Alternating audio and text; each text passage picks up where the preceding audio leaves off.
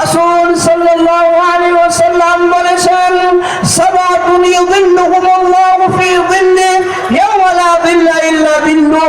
কাল কিয়ামতের দিবসের দিন যে আল্লাহ রাব্বুল আলামিনের ছায়া ব্যতীত আর কোনো ছায়া থাকবে না, আল্লাহ রাব্বুল আলামিনের রহমতের ছায়া ব্যতীত আর কোনো ছায়া থাকবে না। সেই ছায়ার নিচে 7 শ্রেণীর ব্যক্তি জায়গা পাবে, সেই ছায়ার নিচে 7 শ্রেণীর ব্যক্তি জায়গা পাবে। তার মধ্যে এক ব্যক্তি হচ্ছেন ওয়ারাজুলুন তাসাদ্দাকা বিসাদাকাতিন ফাআখফাহা হাত্তা লা তা'লামা শিমালুহু ওয়া তুনফিকু ইয়ামিনু।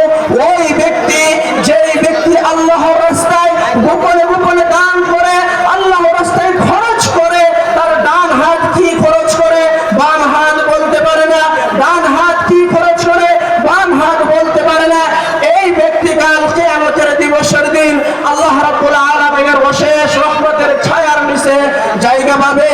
মানুষ যেদিন অন্তরস্থল থেকে, মনের গভীর থেকে, অন্তরস্থল থেকে আল্লাহকে সন্তুষ্ট করার জন্য দান করবে, খায়রাত করবে, আল্লাহর রাস্তায় ব্যয় করবে, এই দান কাল কিয়ামতের দিবসের দিন আল্লাহ রাব্বুল আলামিন বলেন এই দান তার জন্য ছায়া হয়ে দাঁড়াবে।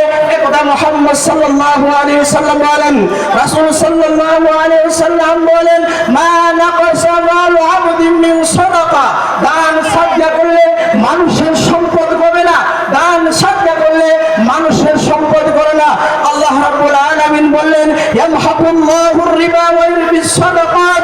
যারা দান করে, দান মানুষের মালকে বৃদ্ধি করে আর সুদ মানুষের মালকে কমিয়ে দেন।